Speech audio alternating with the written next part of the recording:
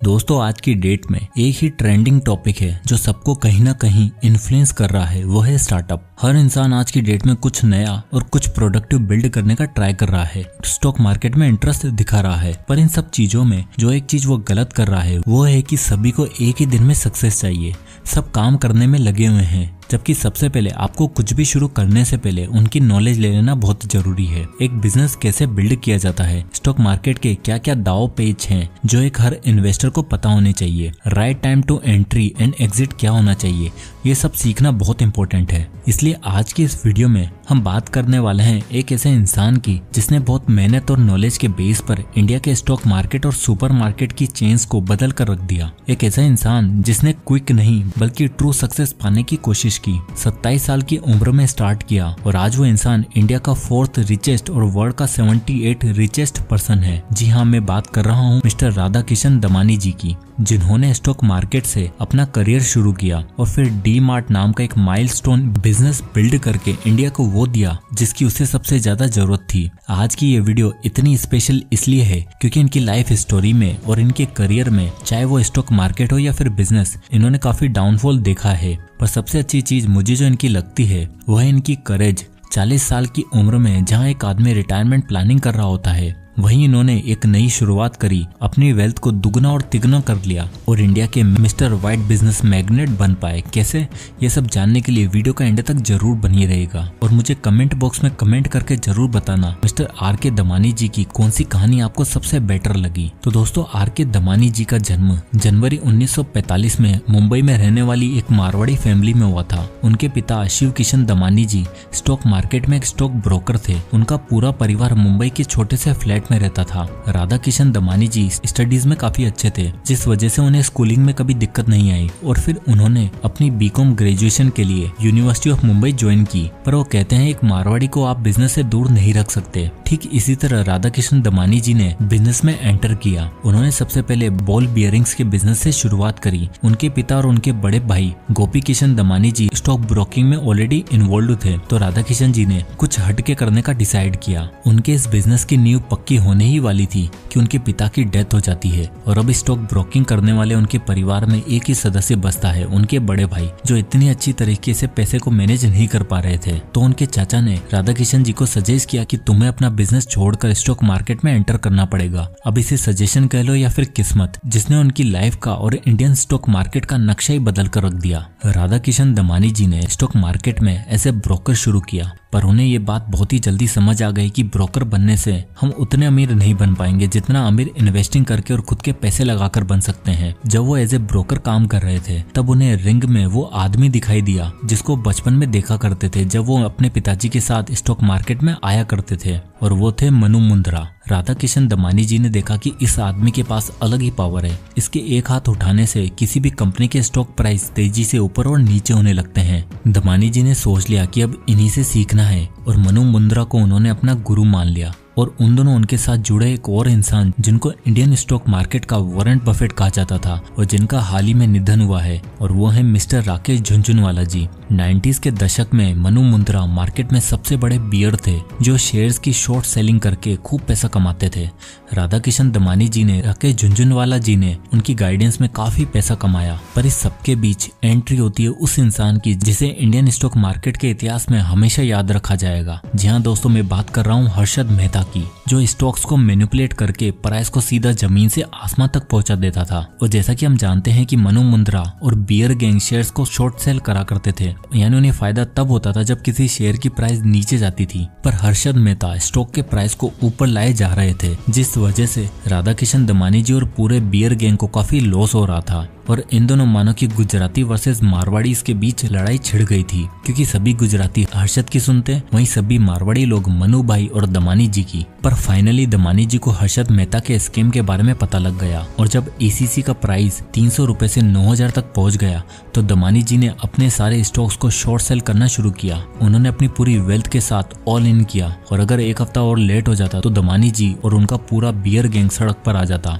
पर आखिरकार 1992 में ये स्कैम पकड़ा गया और राधा किशन दमानी जी की जीत हुई और इसके बाद दमानी जी का स्टॉक मार्केट में सिक्का चलने लगा। यहाँ तक कि उनके व्हाइट ड्रेसिंग की वजह से लोग उन्हें मिस्टर व्हाइट कहकर बुलाने लग गए। सब अच्छे से चल ही रहा था कि हर्षद मेहता स्कैम के असर बियर कार्टेल और राधा किशन दमानी जी पर भी दिखने लग गए। उन पर भी कई तरह के चार्जेस लगे और इस सब के बाद उन्होंने इस बियर गैंग को छोड़ने का डिसीजन लिया और थोड़े समय के लिए स्टॉक मार्केट से ब्रेक लेने का सोचा। पर जहां लोगों को लग रहा था कि दमानी जी पीछे हट चुके हैं, वहीं वो तैयारी कर रहे थे कि ऐसी नई शुरुआत की जो इंडिया की सुपरमार्केट चेन में बहुत मेजर चेंजेस लाने वाली थी। पर उस कहानी पर जाने से पहले आपको दमानी जी के कुछ इंपॉर्टेंट स्टॉक मार्केट के लेसन के बारे में जान लेना चाहिए। और दोस्तों, अगर आप भी स्टॉक मार्केट में इन्वेस्ट करना चाहते हैं तो उसके लिए आपके पास एक डीमेट अकाउंट होना चाहिए। तो अगर आप फ्री में डीमेट अकाउंट ओपन करना चाहते हैं तो उसकी लिंक आपको डिस्क्रिप्शन में और पिन्ड कमेंट में मिल जाएगी। तो अगर आपने अभी तक इन्वेस्टिंग की जर्नी को शुरू नहीं किया है तो एटलीस्ट ट्राई करना तो बनता है। तो नीचे दिए गए लिंक से जाकर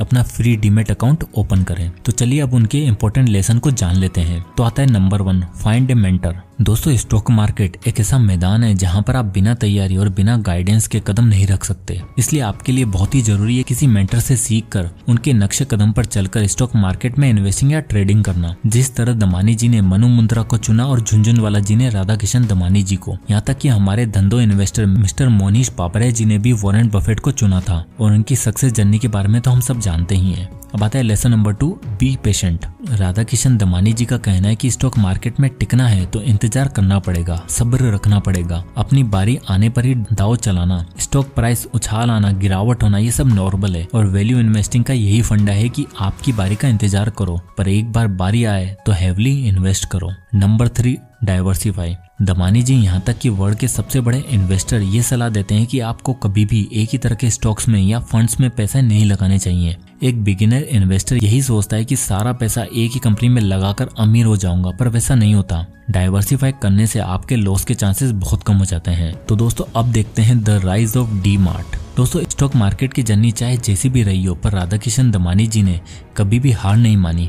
स्टॉक मार्केट से ब्रेक लेने के बाद उन्हें लगा कि अब उन्हें कोई बिजनेस शुरू करना चाहिए और शुरू से ही उनका कंज्यूमर रिटेल बिजनेस में काफी इंटरेस्ट था। इसलिए उन्होंने उस समय के सबसे फेमस कोऑपरेटिव स्टोर चेन अपना बाजार में इन्वेस्ट किया। पर दमानी जी को उसके ओनर की सोच और बिजनेस मॉडल अच्छा नहीं लगा, इसलिए उन्होंने सोच लिया कि अपना खुद का ही स्टोर शुरू करेंगे। उन्होंने यूएस के famous consumer retail business Walmart को स्टडी किया। वो वॉलमार्ट के बारे में जानने के लिए 1-2 बार यूएस भी गए और फाइनली इंडिया वापस आकर उन्होंने मुंबई शहर के पवाई में अपना पहला स्टोर खोला और उसका नाम रखा डी मार्ट। 2002 में सिर्फ एक स्टोर से शुरुआत करी क्योंकि उनके पास ज्यादा स्टोर खोलने के फंड्स अवेलेबल नहीं थे। पर चाहे स्टॉक मार्केट हो या कंज्यूमर बिजनेस, दमानी जी हमेशा लॉन्ग टर्म की सोचते हैं। इसलिए जैसे ही उन्हें पता चला कि रिसेशन की वजह से थाने और नवी मुंबई में प्रॉपर्टी के रेट सस्ते हैं तो उन्होंने प्रॉपर्टी खरीद ली। उन्हें पता था कि टाइम के साथ ये प्लेसेस ग्रो करने वाले हैं, यहाँ पर काफी अर्बन क्राउड आने के चांसेस हैं और हुआ भी बिल्कुल वैसा ही। 2003-2004 तक उनके डी मार्ट के 3 स्टोर ओपन हो चुके थे।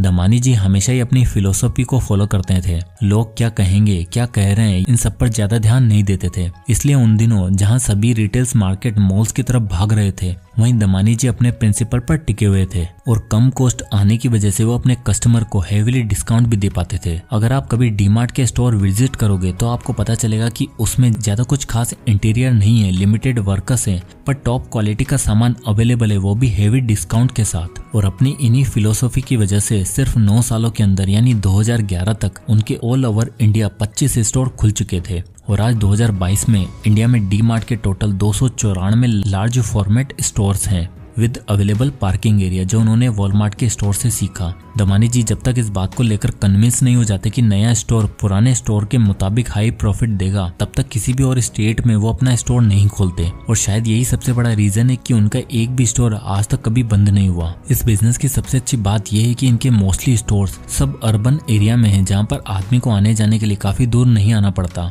और इनके टारगेट ऑडियंस भी मिडिल क्लास और लोअर मिडिल क्लास के लोग हैं जो अच्छा माल सस्ते दाम पर खरीदना चाहते हैं। इसलिए इनके स्टोर्स में कोई भी आता है तो वो 1-2 नहीं बल्कि बहुत सारा सामान लेकर निकलता है। लोकेशन, प्राइस और प्रोडक्ट को कुछ इस तरह से सेट किया गया है कि कस्टमर ऑटोमेटिकली खींचा चला है और इसी का डी मार्ट को भी फायदा हुआ। दोस्तों, किसी भी स्टॉक मार्केट इन्वेस्टर का काम होता है अच्छे बिजनेस को ढूंढना और उन पर पैसा लगाना। पर राधा किशन दमानी जी इंडिया के वो गोल्डन आर्म हैं जिन्होंने स्टॉक मार्केट में अच्छे बिजनेस को ढूंढा ही नहीं बल्कि खुद एक मल्टी बिलियन बिजनेस बिल्ड करके दिखाया। अपनी ऑर्गेनिक ग्रोथ और अपने पैशन की वजह से वो डीमार्ट या एवेन्यू सुपरमार्केट के स्टॉक प्राइस को 2017 में 600 रुपए से लेकर आज 4000 रुपए तक ले आए हैं और पिछले 10 सालों में उनकी वेल्थ $7 बिलियन से $27 बिलियन की हो चुकी है। बिजनेस के मामले में दमानी जी हमें कुछ ये टिप्स देते हैं। Number 1, small is big. Damani ji ने बिजनेस की छोटी सी शुरुआत करी जिससे वो सप्लाई चेन और प्रॉफिटेबिलिटी पर अपना पूरा कंट्रोल रख पाए और इसलिए 2002 से 2022 तक 20 सालों में डीमार्ट हमेशा प्रॉफिटेबल रहा है। Number 2, go local go slow. DMart के बिजनेस मॉडल की सबसे अच्छी बात यह है कि उन्होंने लोकल प्रोडक्ट्स पर ज्यादा ध्यान दिया है, यानी जिस स्टेट में स्टोर खुले हैं उस स्टेट का लोकल आइटम और एक ऐसा आइटम जो हर इंसान अपने पास की दुकानों से खरीदता है, पर डीमार्ट में वो चीज सस्ती है इसलिए वो यहीं से खरीदना पसंद करेगा। लोकल के साथ साथ डीमार्ट ने अपने बिजनेस को काफी स्लो रखा। शुरुआत के 10-12 सालों में उन्होंने धीरे धीरे बढ़ना शुरू किया और गो लोकल वाली स्ट्रेटेजी और स्लॉटिंग फीस के मेथड की वजह से इनका टर्नओवर रिलायंस फ्रेश और बिग बाजार के टर्नओवर को भी क्रॉस कर चुका है। Number 3, avoid credit. जैसे मैंने आपको बताया कि डीमार्ट के 80% से भी ज्यादा स्टोर्स दमानी जी की अपनी इन्वेस्टमेंट के हैं और सिर्फ 20% प्रॉपर्टीज ही लोन पर है, जिससे होता ये है कि इनके बिजनेस की रेंटिंग का खर्चा बच जाता है और उस वजह से कस्टमर को और भी ज्यादा डिस्काउंट दे पाते हैं। नंबर 4, बाय लो सेल चीप। दमानी जी अच्छे से जानते थे कि वो क्या कर रहे हैं। डेली यूज के कंज्यूमर प्रोडक्ट लोगों को हेवी डिस्काउंट पर देना और ये उनका मेन मोटिव बन गया था, इसलिए उन्होंने सप्लायर के साथ एक डील करेक्ट करी जहां मार्केट में सभी रिटेलर्स सप्लायर्स को हफ्ते भर या महीनों बाद पेमेंट दिया करते थे, वहीं दमानी जी ने सप्लायर्स को 4-5 दिन के अंदर पेमेंट देना शुरू किया, जिससे सप्लायर्स उन्हें हर सामान सस्ते रेट पर भी दिया करते थे और यही फायदा वो आगे कस्टमर तक पहुंचाते थे, यानी buy low and sell cheap. दोस्तों वैसे तो दमानी जी ज्यादा मीडिया में नहीं आते हैं, मुश्किल से उनका कोई इंटरव्यू या उनकी कोई न्यूज आपको किसी न्यूज चैनल पर दिखती होगी, but his actions speaks louder than words. और क्या पता ये बिजनेस टाइकून जल्दी कितने बड़े बड़े प्लेयर्स को पीछे छोड़ दे। तो दोस्तों ये थी राधा किशन दमानी जी की सक्सेस स्टोरी और किस तरह उन्होंने अपनी वेल्थ को बिल्ड किया है। तो आई होप कि ये वीडियो आपको पसंद आया होगा और इस वीडियो से आपको कुछ ना कुछ सीखने को जरूर मिला होगा। तो इसी तरह के वीडियोस के हमारे चैनल को सब्सक्राइब करें और फ्री में डीमेट अकाउंट ओपन करने की लिंक आपको डिस्क्रिप्शन में मिल जाएगी, आप वहां से जाकर अपना फ्री डीमेट अकाउंट जरूर खोलें। तो दोस्तों इस वीडियो में बस इतना ही, मिलते हैं नेक्स्ट वीडियो में, तब तक के लिए जय हिंद।